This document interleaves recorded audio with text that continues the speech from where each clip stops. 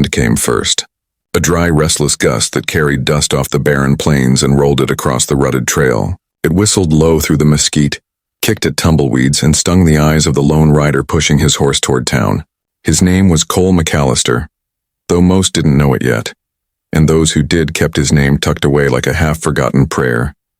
Dangerous to speak aloud, safer left in silence.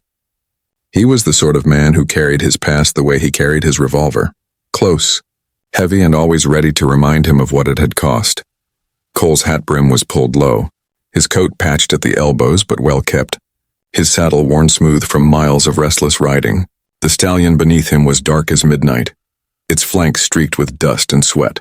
They had traveled far with little rest, and neither horse nor man had a look that invited conversation. The pair belonged to the road, to the wilderness that stretched endless between rivers and canyons where a man's soul either hardened or cracked. And though the world outside seemed open and free, Cole carried the feeling of being trapped, hemmed in not by fences, but by memories of choices made and blood spilled. He rode into Dry Creek on a Sunday afternoon, when the church bell had just finished tolling, and most of the town had spilled onto the wooden sidewalks. The town wasn't much. A main street of dust and boardwalks, a handful of businesses, and a sheriff's office with a jail that looked more symbolic than secure. To the west, land stretched flat until the mountains rose jagged and snow-capped. To the east, endless prairie that promised both opportunity and ruin. Dry Creek lived between those opposites, clinging to life in the shadow of bigger towns and bigger troubles. Heads turned when Cole rode in. Children stopped their play. Women drew shawls tighter across their shoulders, and men squinted with the cautious suspicion reserved for strangers. In the Old West, every rider was a story. Some tales were harmless, others came armed with revolvers and debts to settle. No one yet knew which kind Cole's story would be. He dismounted slow, boots striking the packed dirt with a heavy sound, and tied his horse outside the general store. The wind tugged at the sign above, making it creak like an old hinge. Cole adjusted the brim of his hat and stepped inside. The store smelled of leather, flour, and kerosene. Behind the counter stood a man in a vest too tight for his frame, spectacles perched low on his nose. "Afternoon," he said carefully, his tone walking the line between courtesy and wariness. Cole nodded, wordless, and began collecting supplies. Flour, coffee, beans, cartridges. Every movement was efficient, practiced. He had done this 100 times in 100 towns, and still, each time he felt the same quiet unease, as though buying supplies tied him, however briefly, to a life he didn't believe he deserved. But fate has a way of tangling men in stories they never asked for. The commotion started outside, the sound of a wagon pulling up fast and rough. Cole glanced toward the window. A stagecoach had stopped in front of the post office, its horses lathered and restless. A small crowd gathered as passengers climbed down, stretching stiff legs and brushing off dust. Then came the whispers. Cole caught fragments. "Mail-order brides. From St. Louis. Preachers waiting." He frowned, pushing coins onto the counter for his goods, and followed the sound out the door. The sight that met him was unlike anything he expected. 6 women stood in a nervous cluster near the post office steps, their dresses wrinkled from travel, eyes wide as they scanned the crowd for strangers they had promised to marry but had never met. Townsfolk leaned against posts and fences, curious and judgmental. A few men stepped forward, claiming wives with awkward handshakes or brisk nods. It was a business transaction, thinly veiled as romance, and in the middle of it all stood a young woman who had no one waiting. She was smaller than the others, her bonnet shading a face that was pale with fear and fatigue. Her trunk sat at her feet, battered from the journey, and she clutched a letter in trembling hands. She looked left, then right, scanning the crowd as if searching for a name she wasn't sure she wanted to find. Finally, her lips parted, her voice soft but desperate. "Is there a Mr. Ellis here? Samuel Ellis?" Silence answered. The men shifted uncomfortably, some shaking their heads, others smirking. No one stepped forward. Cole watched, something tugging at the walls of his guarded heart. The woman's eyes glistened as the truth settled. Whoever had promised her marriage, safety, a new life in the West, he wasn't here. Maybe he'd lost his nerve, maybe he'd lied from the start. Either way, she was abandoned in a town where kindness was in short supply. "Poor thing," someone muttered. Another voice said, "Reckon she won't last a week out here." A laugh followed. The woman's shoulders stiffened at the sound, though she didn't turn. She only lifted her chin, the smallest act of defiance, as if refusing to let them see her break. And that stubborn spark in the midst of her fear, caught Cole's attention more than her beauty. though she had plenty of that too. It was the kind of look that reminded him of storms breaking over the plains. Fragile at first, then stronger than anything in its path. He should have walked away. He knew it. He had come for supplies, not salvation, but his boots carried him closer step by step until he stood a few paces from her. The crowd parted slightly, curious now, whispering again. Cole took in the sight of her trembling hands, the way she clutched the useless letter like it might still hold a promise. "Miss," he said, his voice low, gravelly from disuse. Her head turned, eyes locking on his, green, sharp as glass and filled with hurt. "Looks like you've been left behind." Her lips trembled. "He was supposed to be here. He wrote, he promised." Her words faltered, tangled in the thickness of her throat. Cole's jaw tightened. He knew what promises were worth in a land like this, sometimes less than dust, and yet watching her stand there, fragile but unbroken, he felt a stirring he hadn't known in years, the dangerous urge to step into someone else's fight. The church bell rang hollow that evening, as if it too knew what kind of union it was summoning. The sound carried down Dry Creek's single street, cutting through the low murmur of the townsfolk gathered to witness a spectacle. For that's what it was. Not a wedding in the way hymns and holy vows were meant to be, but a hurried solution, stitched together with necessity and desperation.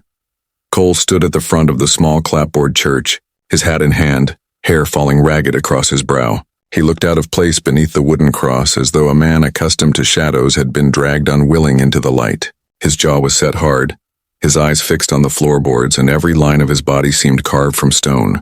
The preacher beside him shifted nervously, glancing from Cole to the door, uncertain if this was truly the will of God or a mistake that would soon unravel. Then the door creaked open, and Eliza stepped inside. Her dress, wrinkled from the long journey west, had been brushed clean as best it could. Her bonnet was gone, revealing hair the color of wheat at harvest, though the strands were tangled and tired. She walked slowly, hesitating at each pew, her eyes darting toward the curious faces watching her. Women whispered behind gloved hands.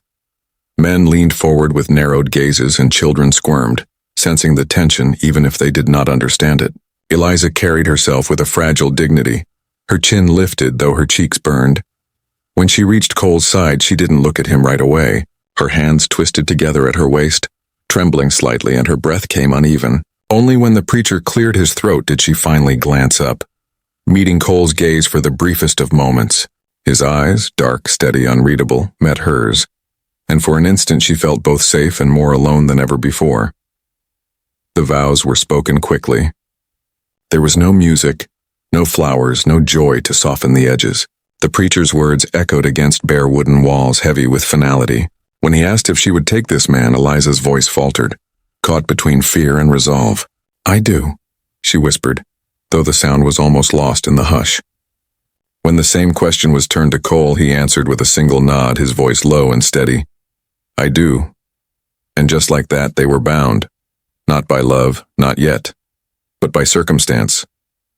A union forged in necessity, sealed before God and man, with the dust of Dry Creek settling on the church steps outside. When they emerged into the evening light, the townsfolk had already begun to scatter, gossip buzzing in their wake. Some shook their heads, muttering about foolishness and ruin. Others smirked, amused by the scandal of it. But no one offered kindness. No one stepped forward to welcome them as husband and wife. Cole led Eliza toward his horse in silence, his expression giving away nothing. He lifted her trunk into the saddlebag with practiced ease, then turned to her.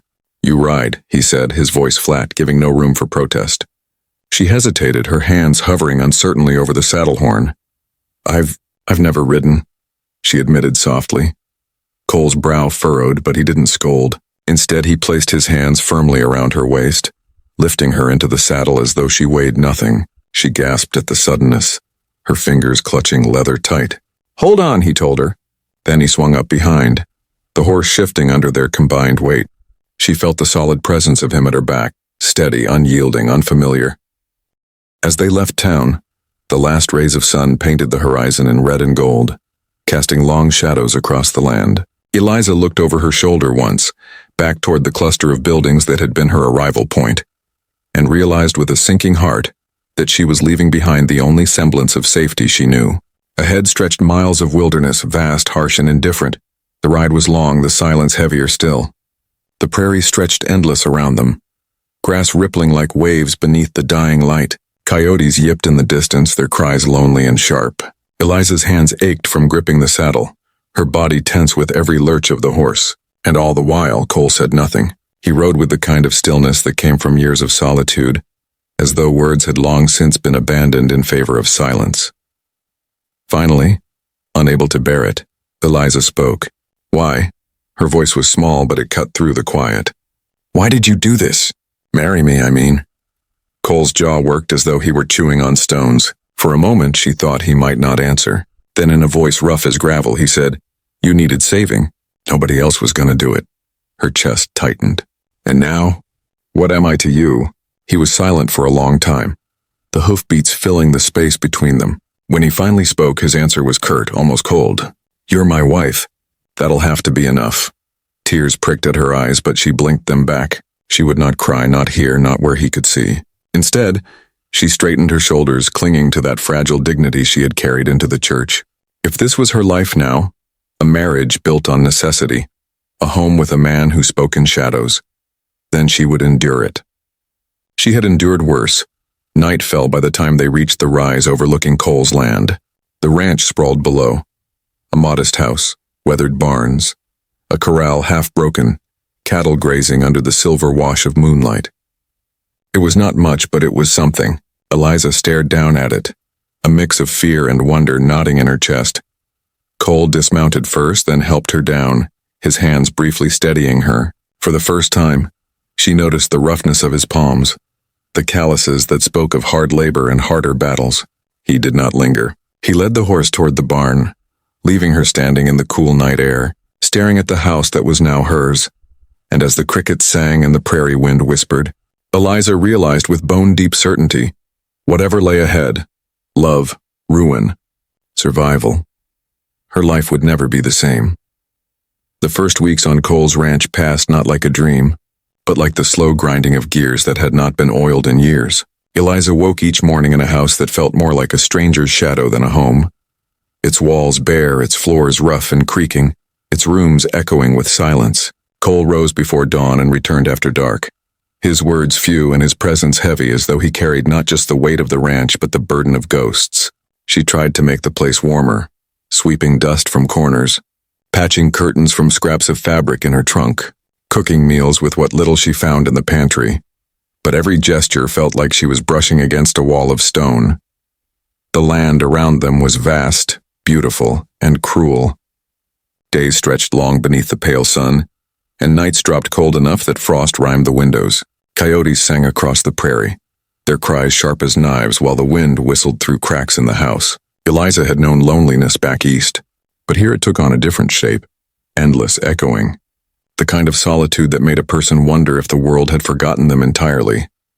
Cole rarely spoke, but when he did, his voice carried the authority of a man who had survived too much to waste words. Keep the lanterns low after dark, he told her one evening, his face hard in the firelight. Outlaws ride these parts. Better not to draw attention.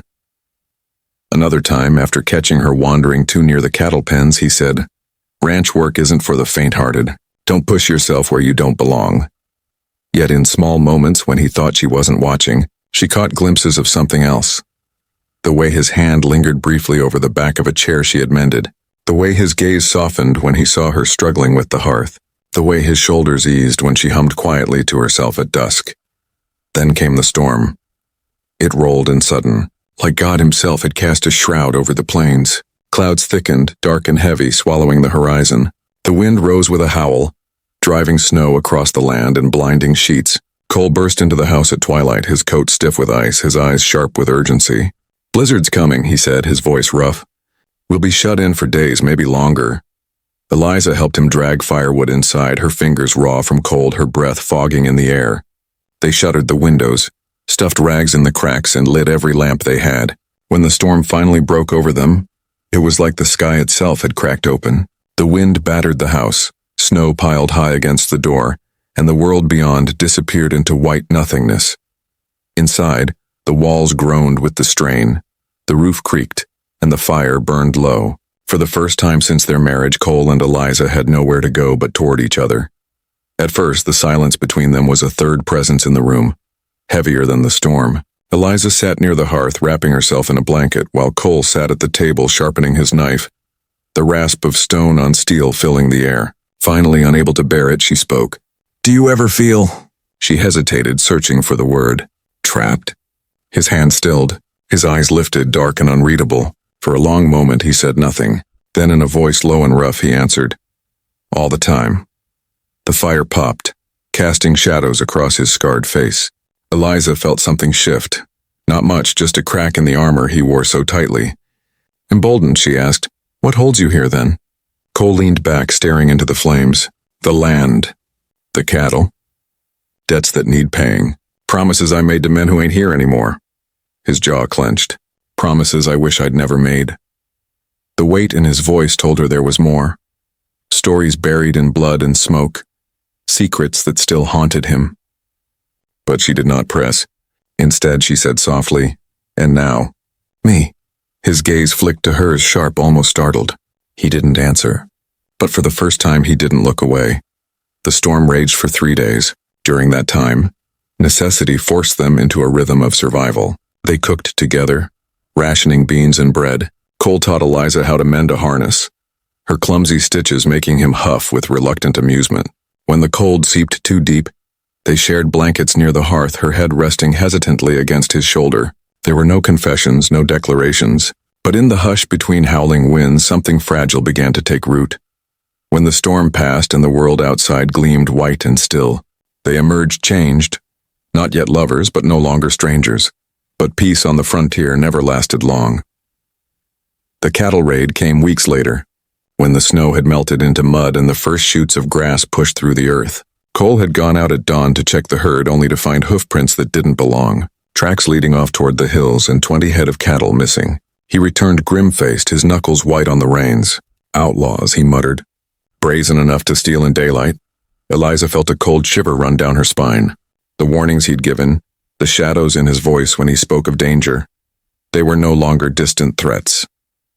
They were here, pressing against the fragile life they were trying to build. That night, as Cole sat cleaning his rifle, Eliza found herself watching him with a mix of fear and admiration. He was a man shaped by violence, yes, but also a man standing between her and the chaos that prowled the land. For the first time, she wondered if his silence wasn't coldness, but the only shield he knew how to offer. And for the first time, she whispered a prayer, not for deliverance, but for him. Spring crept across the plains in ragged steps, turning mud to grass, thawing rivers and bringing life back to the ranch. For a brief moment, Eliza allowed herself to believe that perhaps this wild country might become a place of healing. The morning smelled of dew and sagebrush. The cattle grazed heavy-bellied on new pasture, and Cole, though still a man of silence, began to soften at the edges. He showed her how to shoot a rifle, his hand steadying hers on the stock, his breath warm against her ear as he whispered, "Squeeze, don't pull."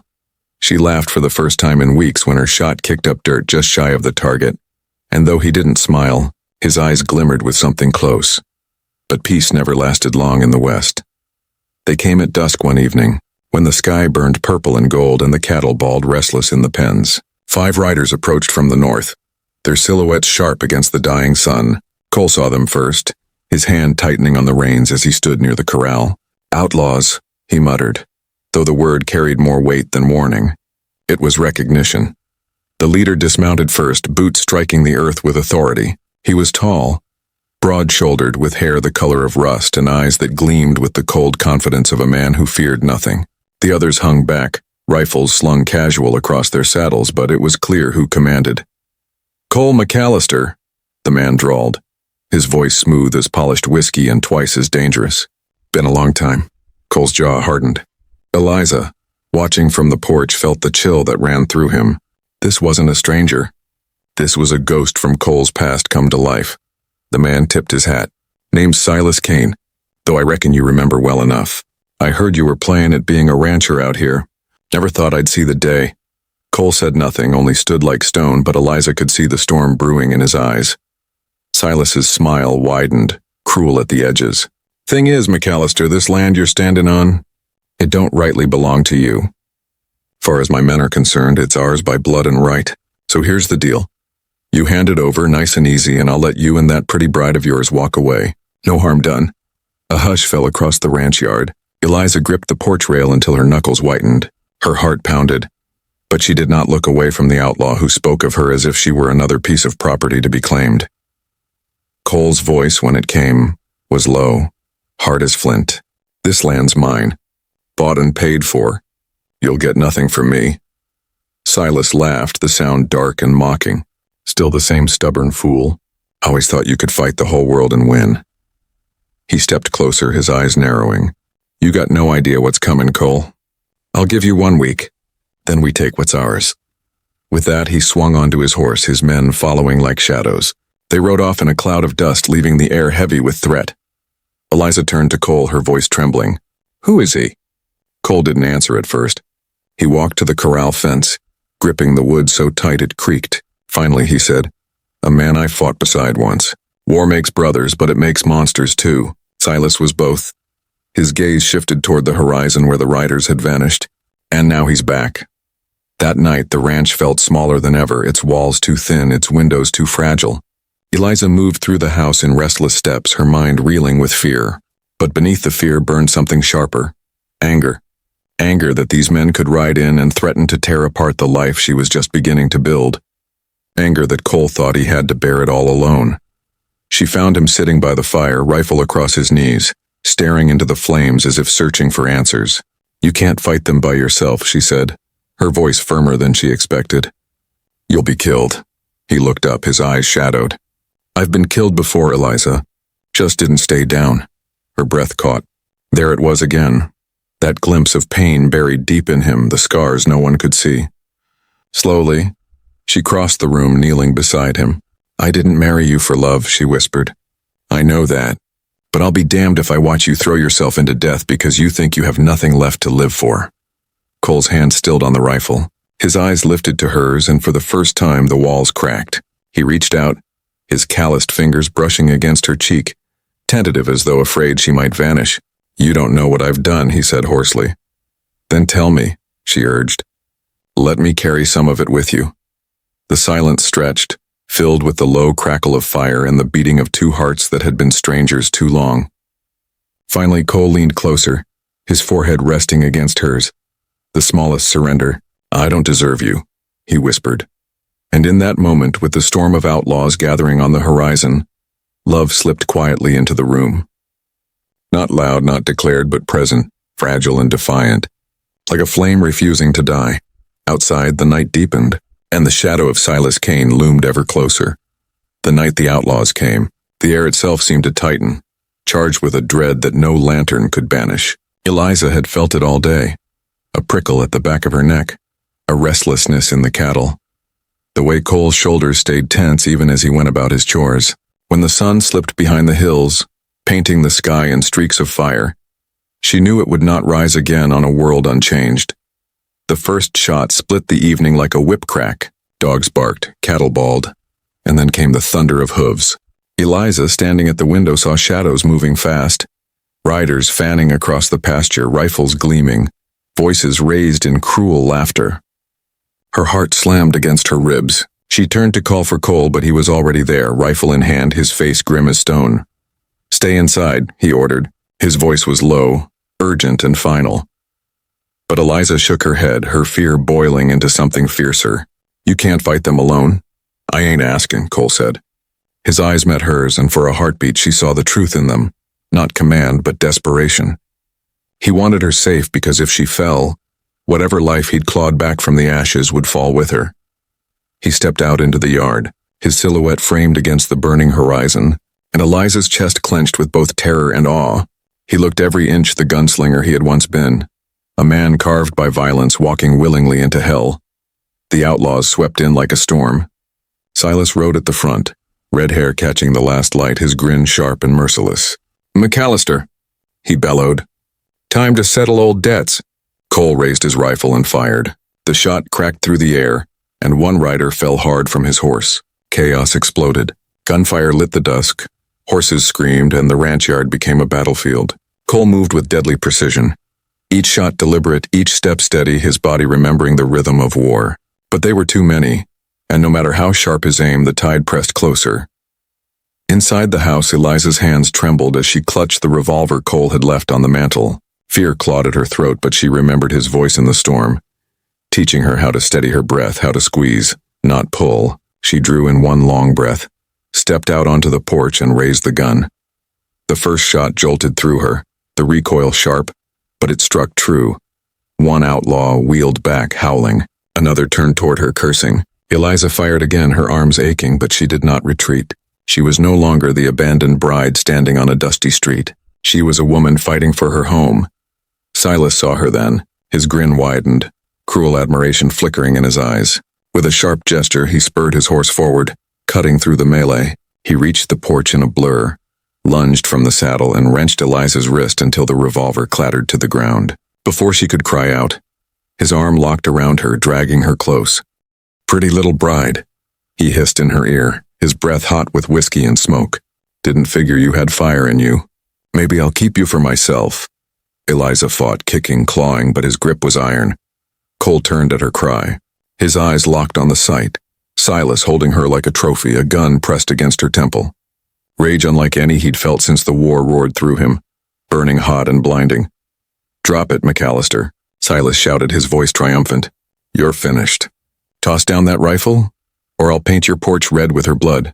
The yard went still, save for the crackle of flames and the ragged breath of men and horses. Cole's chest heaved, his rifle steady, his mind racing. He had sworn once never again to lay down arms to a man like Silas. But one glance at Eliza, her eyes wide yet burning with defiance, told him this was not just his fight anymore. He lowered the rifle slowly, every muscle taut with fury. It clattered to the dirt. Silas laughed, the sound harsh and victorious. "There's the Cole I remember. The man who couldn't save anyone, not then, not now." But Eliza moved before despair could take root. With a sudden twist, she stomped her heel into Silas's boot, hard enough to make him flinch. At the same moment, she bit down on his hand, the copper taste of blood filling her mouth. He cursed, loosening his grip just enough. Cole seized the instant. In a blur, he drew the pistol at his hip, faster than thought, faster than memory, and when fired, the shot slammed into Silas's chest. His eyes widened, disbelief flashing across his face as he staggered back, releasing Eliza. For a moment, time seemed to freeze. The outlaw leader swaying, blood blooming dark across his shirt, the smirk fading from his lips. Then he collapsed into the dust, his laughter silenced forever. The remaining outlaws faltered. Some cursed and fled into the night, their courage broken. Others fired wildly, only to be driven back by Cole's relentless fury. Within minutes, the yard was still again, littered with the bodies of men who had ridden in confident and left broken. Silence fell, heavy as the grave. Cole dropped his pistol, his chest heaving, his face pale beneath grime and blood. Eliza rushed to him, her hands trembling as she touched his arm, his shoulder, his cheek. "Are you hurt?" she whispered, her voice breaking. He shook his head, though his knees nearly buckled. "Not me," he rasped, his eyes fixed on her, shining with something fierce and unguarded. "You. Are you?" "I'm here," she said, her tears spilling now, her hands cupping his face. "I'm here." And there, in the blood-soaked yard of a ranch that had nearly been lost, Cole pulled her into his arms. For the first time, he kissed her, not with the hesitance of a man bound by necessity, but with the desperation of one who had almost lost everything. The kiss tasted of smoke and tears and redemption, sealing what no preacher's words ever had.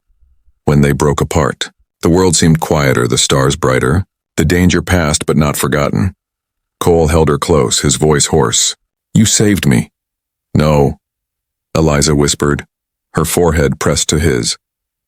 "We saved each other." And though the night still smelled of gunpowder and death, the first true seed of love had been planted in blood and fire, and it would not be uprooted. Dawn came slow after the night of blood. The horizon blushed with pale light, fragile and new, as though the world itself hesitated before returning to life. Smoke curled from the blackened edges of the corral, the earth still scarred with hoofprints and bloodstains. Silence hung heavy over the ranch, broken only by the soft, weary lowing of cattle that had somehow survived the chaos. Cole stood in the yard, his body aching, his shirt stiff with blood. Some his, most not. His hand rested on the fence rail, fingers trembling from exhaustion more than fear.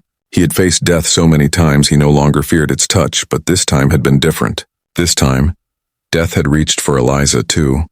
and the thought of losing her had shaken him deeper than any bullet ever could. Behind him, the door creaked, and Eliza stepped onto the porch. She wore the same dress she had fought in, torn at the sleeve, spattered with dirt and smoke. Yet she carried herself with a steadiness that made her look like something more than human, like a flame that refused to be snuffed out. Her eyes found him immediately, and for a moment no words passed between them. None were needed. When she did speak, her voice was soft but firm. "We should bury the dead." Cole turned his gaze back to the yard. The bodies of Silas and his men lay sprawled where they'd fallen, their faces already gray in the dawn. Years ago, he might have left them for the crows, but Eliza's presence made him different, even if he barely understood how. "You don't have to help," he said. "Yes, I do." So they worked side by side that morning, digging graves in the hard earth, laying the men down without ceremony. Eliza whispered a prayer over each, her voice steady even as her hands blistered on the shovel handle. Cole watched her, the way her compassion stretched even to those who had meant her harm, and he felt something inside him crack and shift, an ache he hadn't known he carried, the ache of longing for a gentleness he'd thought lost forever. When Silas's body was lowered into the ground, Cole lingered, staring at the man who had once been a brother in arms and then an enemy. "You could have been better," Cole muttered, voice hoarse. "We both could have." Then he covered the body with dirt, each shovelful final, each one a release. By afternoon, the yard was quiet again.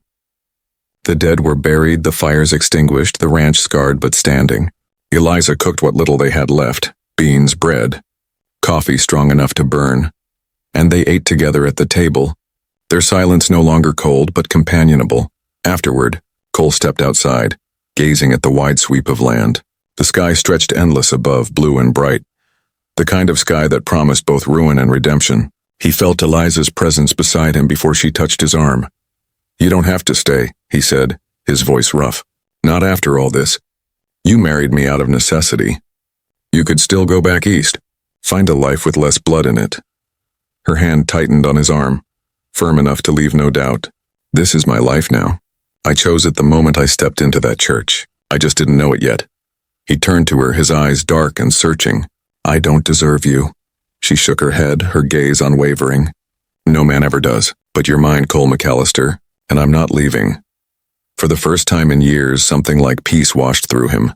Not the peace of silence or solitude, but the peace of being seen, scars, sins and all, and not turned away.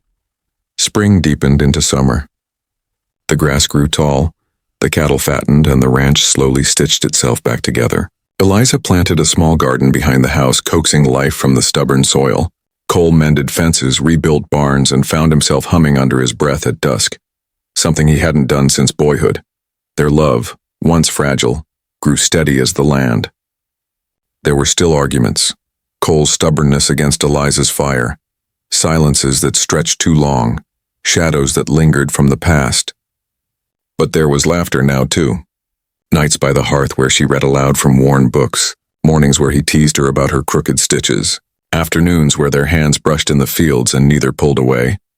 One evening, as the sun bled gold across the horizon, Cole took her hand and led her up the ridge overlooking the ranch. The wind swept around them, carrying the scent of sage and wildflowers. He stopped at the top, gazing out at the land that stretched endless and unforgiving.